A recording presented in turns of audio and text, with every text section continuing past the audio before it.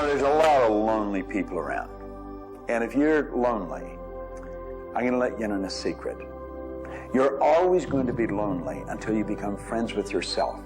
If you're looking for company outside of yourself, you're looking in the wrong place. You want to go inside. And when you get to really look at you, you're going to feel so good about you. You're going to love yourself. Now, you see, as a little kid, you were probably taught, don't love yourself, that's conceit. I know I was, and most of the people I know. That's not conceit. That's a healthy, conscious awareness of who we really are. I'm not talking about an ego trip. I'm talking about really becoming acquainted with yourself. You've got to build a good relationship with you, or you're always going to be lonely. When you get angry, look at it as, okay, this is a gift. I need to release something here. And in that process, relationship becomes a school for growth instead of just like it's someone that's going to please me. Look at how can I serve them and how can I learn from them, as opposed to how can I manipulate them to give me all my needs met. And if you do that, you're going to end up with a much better relationship. If you're in a relationship where you're not experiencing full love, the way to change it is not by changing the other person. It's by changing yourself. You look within yourself and you start to feel grateful for everything about you. As you change your relationship with yourself, magically, the outside relationship will change as well. You will suddenly see it transformed. You will suddenly see that there's love in that relationship with that other person. But you don't change the other person. You change you. A lot of people spend valuable time in their life focusing on the past. I could probably spoil your week if I reviewed the first 26 years of my life. My life was a mess. And you know, at the end of 26 years, imagine living for 26 years and looking at yourself, you're unhappy, sick, and broke. I had a guy look at me and he told me I was one of the most miserable people he had ever met. And he was right. I was plain miserable. He said, you're always sick. I didn't have a terminal illness or anything, but I was always backache, headache or something, and I was always broke. He said, why don't you change it? Well, as long as I kept focusing on what led me to this point, which was a bad trip, I was going to create more of the same. And he said, let it go. Forgive it. If you're looking for love and not finding it, it's no doubt because of a lack of forgiveness in some area of your life. This is true for all of us. You want to look in your life, look at your past, look at all of your relationships, and ask yourself, where have I not forgiven? Myself, my parents, my siblings, my neighbors, my relatives, my business partners, where have I not forgiven? When you go and forgive, you release the energy that allows the law of attraction to bring new love and new relationships into your life. How do you do this? You look and ask yourself, where have I not forgiven somebody? Somebody's going to come to mind. It could be you.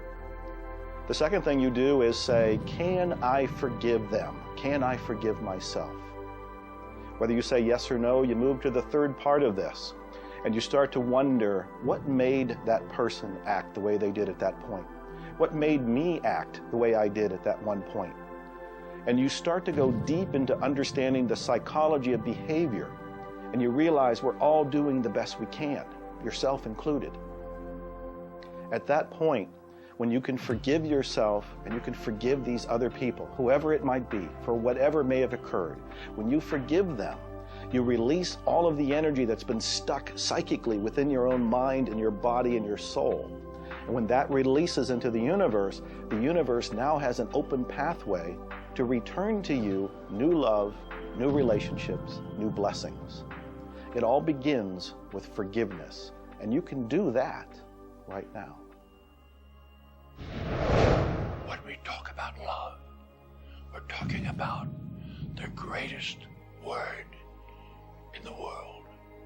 Leadership is a great word, but no word compares with love, because without love, you're dead. forgiveness in love. There's really everything.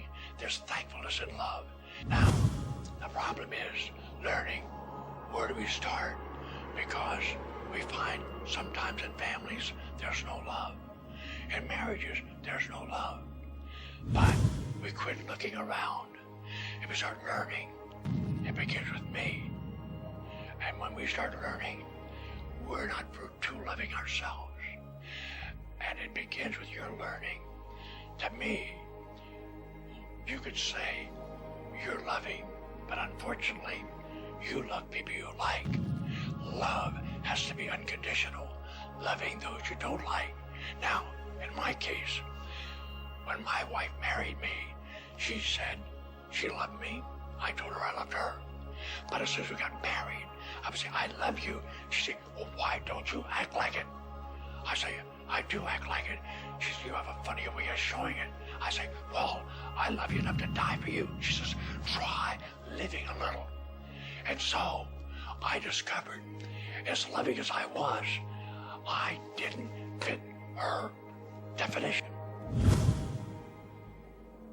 The law of gender, the law of vibration, and the law of rhythm. All of these figure in relationships. You see, love is a dynamic. Any relationship is a dynamic. When you are actively relating, that's when it's alive. That's when it's fun. When you sit back and you start to look at the relationship, then it becomes static. It becomes a relationship to be assessed, to be looked at. But when you're relating to your partner or your spouse, amazing things happen. It's dynamic, it's moving, it's alive. And that's what all love is supposed to be, alive, and so much more fun. Changes happen all the time. We change.